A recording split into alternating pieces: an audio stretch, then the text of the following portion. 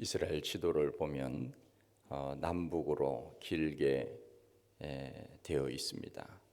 이스라엘의 길이는 약 470m, 폭으로는 15km에서 넓게는 135km까지 됩니다. 가운데는 갈릴리 호수가 있고 또 그 아래쪽으로 보면은 사해가 있습니다. 사실은 바다가 아닌데 갈릴리 바다 혹은 사해 이렇게 부를 정도로 호수가 큽니다. 이 사해 호수의 이름을 히브리어로는 얌 하멜라흐라고 말을 하는데 우리말로는 소금바다, 염해라고 부르는데 사해라고 부르기도 합니다. 죽음의 바다라 말합니다. 이 지구상의 죽음의 바다라고 하는 이름을 가진 바다는 사해밖에는 없습니다. 어찌 보면 그 이름이 참 치욕스러운 이름이라고 할 수 있습니다. 갈릴리에서 물이 들어오기는 하지만은 빠져나가지 않아서 물이 증발되어 물고기가 살지 못하는 소금바다가 되었습니다. 역사적으로 거슬러 올라가면 이 지역은 참 아름다운 도시였습니다. 약 5,000년 전에 오늘날과 같은 바다가 생겼다고 말합니다. 그것이 구약 성경에 기록된 소돔과 고모라의 심판과 역사를 같이 합니다. 유황불로 심판을 받아 죽음의 바다로 남아 있다고 말할 수 있습니다. 순례객들은 아직까지도 그 지역을 지나가면 유황 냄새가 난다 하는 이야기를 합니다. 창세기 13장에 보면은 아브라함과 그의 조카 롯에 대한 이야기가 나옵니다. 아브라함은 그곳에서 부자가 되었습니다. 롯도 마찬가지로 부자가 되었습니다. 어찌 보면은 그들이 올 때 혈혈단신 많은 것을 가지고 오지는 않았을 것입니다. 그야말로 그들이 갈대아 우르를 떠나 하나님이 가라고 한 그때를 생각하면 지금은 엄청난 부자가 된 것입니다. 그 당시의 부자의 기준은 얼마나 많은 종들을 거느리고 있느냐 하는 것과 얼마나 많은 가축대를 가지고 있느냐에 달려 있었습니다. 오늘날로 말하면 부동산이나 현금을 말할 수 있지만은 그 당시에는 그러했습니다. 서로 부자가 되어서 가축대가 많아지니까 문제가 생깁니다. 아브라함과 그의 조카 롯 사이에 문제가 생기고 그 가축을 치는 그 종들 사이에 문제가 생기게 됩니다. 더 좋은 목초지를 찾겠다고 서로 다투는 것입니다. 아브라함이 이야기를 합니다. 이제는 우리가 많은 것을 가졌으니 서로 이제는 떨어져서 사는 것이 좋겠다 이야기를 합니다. 그리고는 아브라함은 선택권을 조카 롯에게 줍니다. 너가 좋은 것을 차지해라. 조카 롯이 보니까 저 멀리 보이는 좋은 곳이 있었습니다. 그곳이 바로 소돔과 고모라입니다. 그 땅이 탐이 났습니다. 멀리 바라보니 물이 넉넉할 뿐만 아니라 초원이 푸르고 아름다웠습니다. 성경에 보면은 이렇게 기록하고 있습니다.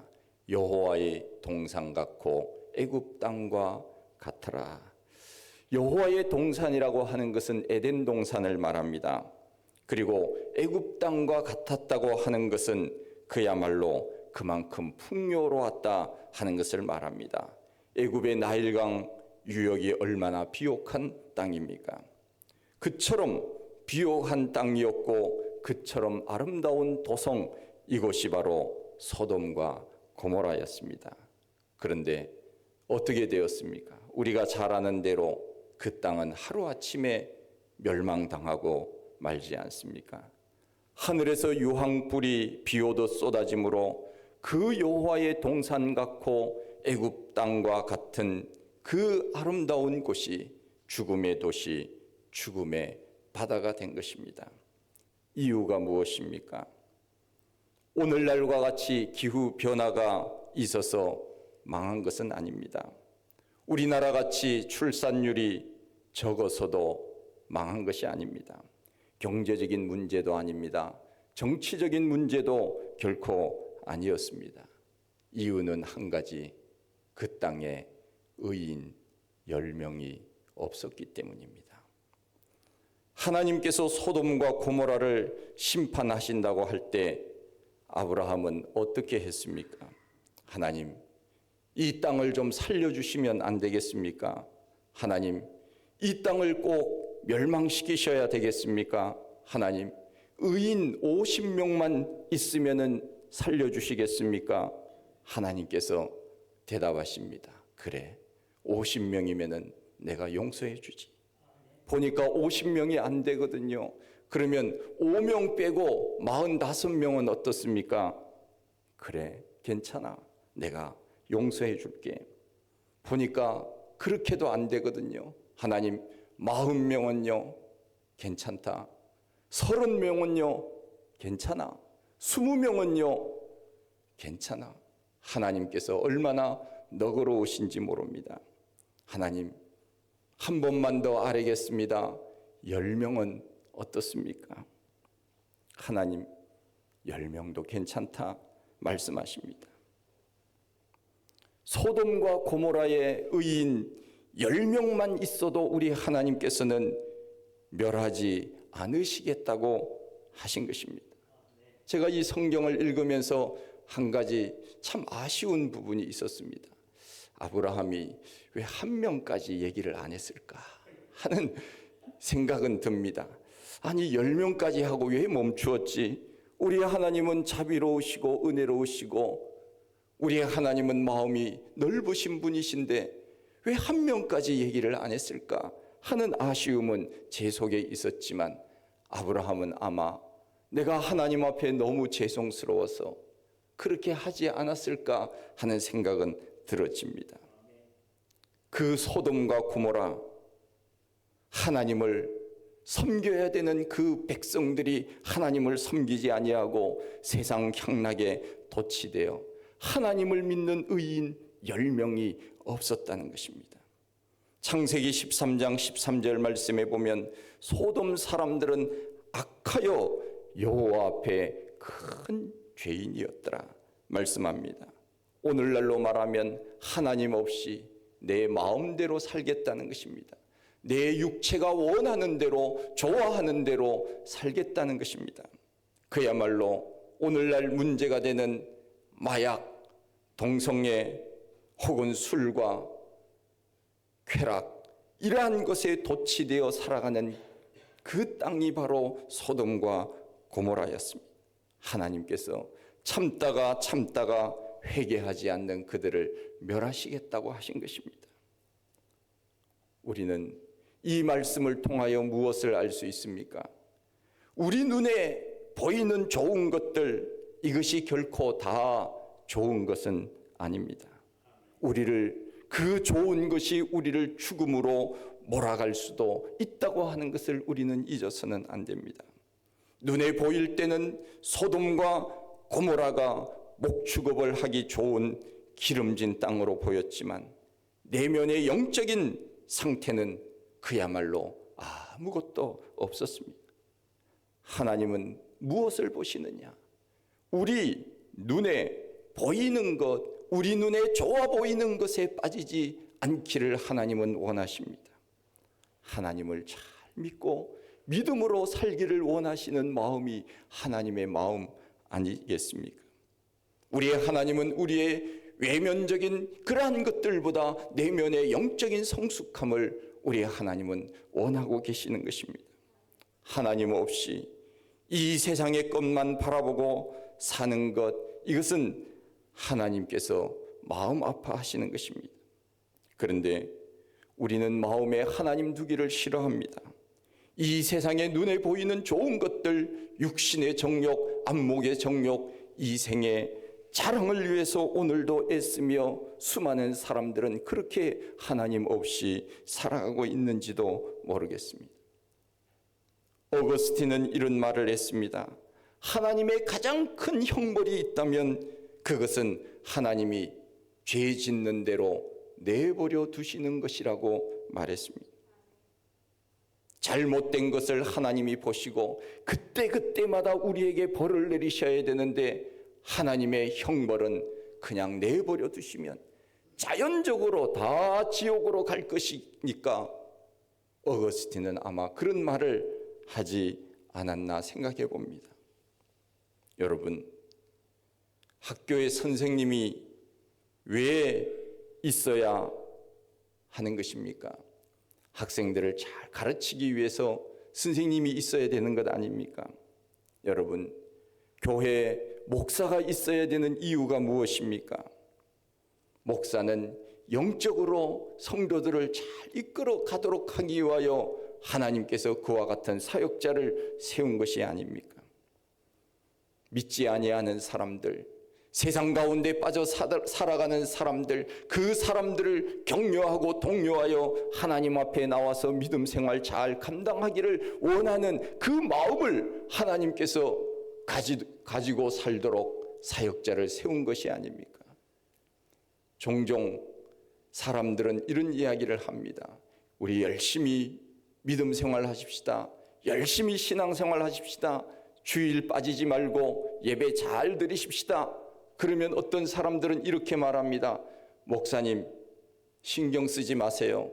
제가 다 알아서 할 거예요. 알아서 하는 것이 그렇습니까? 알아서 하는 것이 지금 여기에 나오지 않은 것입니까? 여러분, 지금까지 내가 알아서 신앙생활해서 잘 했습니까? 우리 사람이라고 하는 것은 끊임없이 누군가의 지도를 받지 아니하면은 우리의 육신은 죄 가운데로 달려가고 싶은 것이 우리의 육신 아닙니까? 바울이 그래서 하나님 앞에 간절히 아뢰는 것이 로마서 7장에 나오는 바울의 탄식이 아닙니까? 하나님, 내가 마음으로는 하나님의 법을 따라서 살고 싶은데 내 육신은 죄의 법을 따라 자꾸만 내 발걸음이 그쪽으로 가고 있습니다. 하나님, 어찌하면 좋습니까? 오호라, 나는 공고한 자로다. 누가 나를 죄와 사망의 법에서 건져내랴. 바울이 그렇게 했다면 우리는 오죽하겠습니까? 끊임없이 우리는 목사의 지도를 받아야 되고 누군가가 나를 쳐서 주의 말씀에 복종시키도록 이끌어가는 지도자가 없다면 우리는 소돔과 고모라와 같은 그 백성들과 다를 바가 없어질 것입니다. 여러분, 아무리 축구 선수가 축구를 잘한다고 해도 감독이 왜 있어야 하는 것입니까? 아무리 훌륭한 개인기가 있고 아무리 훌륭한 슈팅을 잘하는 선수가 있다 하더라도 감독이 있는 것은 바로 그 사람들이 잘못된 길, 그리고 좋은 팀워크를 이루기 위하여 끊임없이 독려하기 위하여 감독이 있는 것 아니겠습니까? 그렇습니다. 우리는 아무리 인생의 경험이 있고 내가 모태 신앙이라고 해도 누군가가 나를 도와주지 아니하면은, 누군가가 나를 챙겨주지 아니하면은 우리는 죄 가운데 빠지는 것은 시간 문제입니다. 타락하는 것은 시간 문제입니다. 쌓는 것은 힘들지만 믿음을 저버리는 것은 순간에 없어질 수도 있습니다. 그래서 우리는 늘 제가 말씀드리지 않습니까? 우리는 가장 중요한 것을 잊어서는 안 됩니다. 그것이 바로 우리의 삶의 모든 것을 교회 시간표에다가 맞추어야 됩니다. 우리는 언제나 하나님께서 원하시는 이 예배의 자리, 우리의 하나님이 기뻐하시는 이 예배의 자리를 우리는 언제나 사모해야 우리의 믿음이 유지되고 더 나아가서 우리의 믿음이 성장될 수 있는 것입니다. 끊임없이 바울이 고백한 것처럼 하나님, 나를 주의 말씀으로 쳐서 나를 복종시켜 주십시오. 그렇지 아니하면은 내 자신을 제어할 수 없습니다. 예배 시간이 있어야 되는 것, 기도의 시간이 있어야 되는 것, 그것은 곧 나를 주의 말씀에 복종시켜서 하나님 원하시는 그 뜻대로 살기를 원하는 것 아닙니까? 우리를 내버려 두면 소돔과 고모라 그 백성들과 우리도 다름이 없게 되는 것입니다. 아브라함의 조카 롯은 눈에 보이는 좋은 곳을 선택했습니다. 그러나 그것은 화면 띄우지 마십시오. 그러나 그것은 잘못된 선택이었습니다. 외형적인 풍성함도 좋지만 더 중요한 것, 이것은 영적인 풍성함입니다. 여러분, 영적인 풍성함을 사모하며 사십니까? 그 도시가 영적으로 타락한 도시라고 한다면 눈에 보이는 것, 그것은 금방 무너지게 되어 있습니다. 우리는 언제나 내 자신의 내면적 성숙함, 이것을 우리는 추구하며 살아야 됩니다. 사람이 아무리 겉모습이 좋아 보여도 내면이 충실하지 못하면 그 사람의 모든 것이 다 드러나지 않습니까? 마찬가지입니다. 우리는 아무리 우리의 육신이 건강하다 하더라도 영적인 내면의 풍성함이 없다면 우리의 하나님은 기뻐하지 않으실 것입니다. 소돔과 고모라는 눈에 보이는 것은 화려하고 좋아 보였지만은 영적인 모습은 아예 없었습니다. 그들이 유황불로 심판을 받아 멸망을 당한 것, 정치적 문제 아닙니다. 경제적 문제 아닙니다. 인구가 적어서 망한 것도 아닙니다. 하나님 앞에 바로 서 있는 믿음의 사람 10명이 없었기 때문에 그렇습니다. 종교개혁자 마틴 루터는 이런 말을 했습니다. 그리스도인들은 다 된 자가 아니라 되어가는 자라고 말했습니다. 신학적으로 말하면 성화라고 말할 수 있습니다. 하나님이 우리를 뭐라고 불렀습니까? 너는 거룩한 백성이라고 불러주지 않았습니까? 그래서 우리는 서로 부를 때 성도님이라고 부릅니다. 성도님. 우리가 정말 거룩한 백성입니까? 정말 내가 거룩한 사람입니까? 우리는 정말 성도입니까? 결코 그렇지 않습니다. 우리 하나님께서 나를 성도라고 거룩한 백성이라고 하나님께서 그렇게 인정을 해 주셨기 때문에 우리는 성도가 된 것입니다. 그러나 사실은 우리가 성도가 아니지요. 하나님이 성도라고 불러주셨기 때문에 그것을 우리는 칭의라고 말하지 않습니까? 나는 거룩하지 않아도 하나님이 나를 거룩하다고 하셨기 때문에 우리는 성도가 된 것입니다. 그러나 이것이 100% 완전한 존재는 아닙니다. 끊임없이 우리는 성화의 단계를 거치면서 믿음 생활을 하는 것입니다. 거룩으로 우리는 나아가고 있을 뿐입니다. 그러기에 우리는 언제나 하나님 안에서 내가 예배 생활, 기도 생활, 말씀을 읽고 묵상하는 생활을 하지 아니하면은 우리의 영적인 생활은, 영적인 모습은 점점 줄어들 것입니다. 거룩으로 나간다, 더 좋은 존재로 살아가기를 원한다 하는 이 독일어의 표현을 보면은 게보르된 자인에서 베르된 자인으로 나아간다고 하는 유명한 말이 있습니다. 독일이 신학이 발달되어서 이 독일어에 대한 신학적 용어들이 상당히 많이 있습니다. 그래서 독일은 신학이 발달되었는데 교회는 발달이 많이 안 되었지요. 어떤 목사님이 독일에 가서 공부를 하는데 주일인데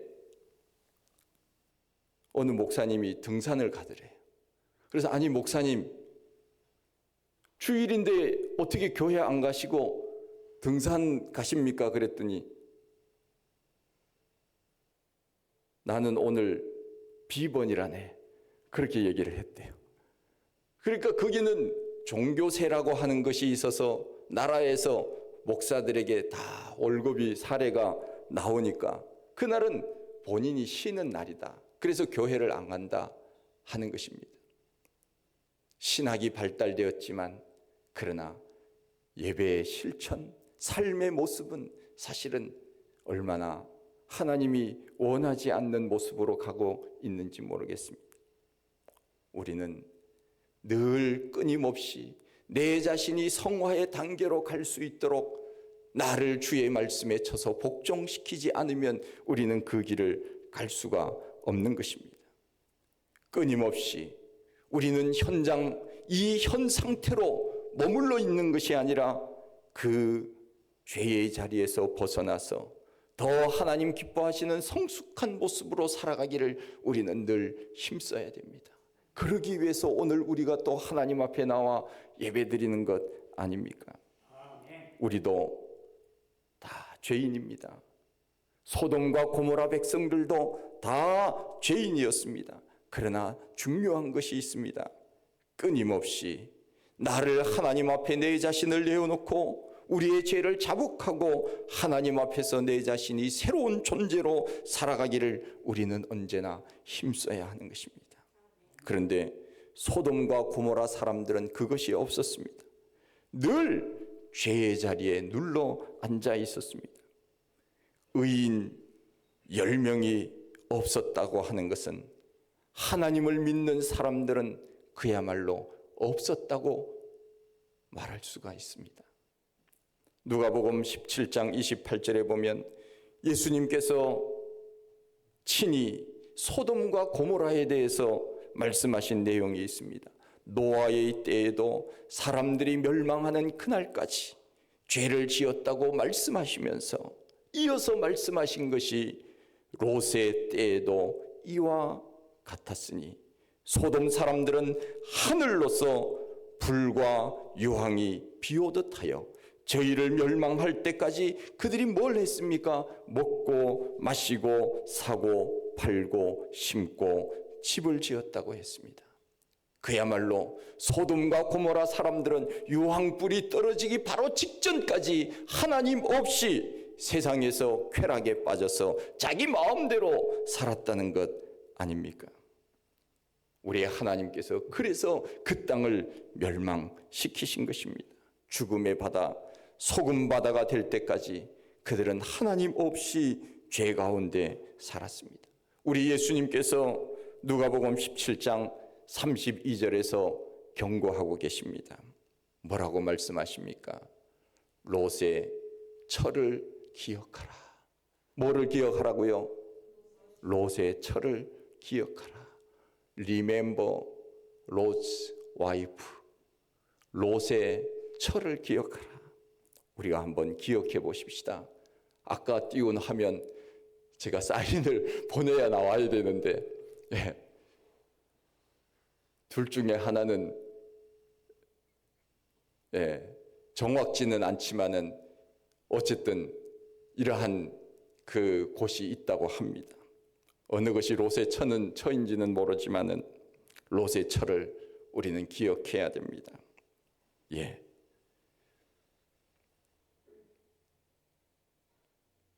무슨 생각이 드십니까?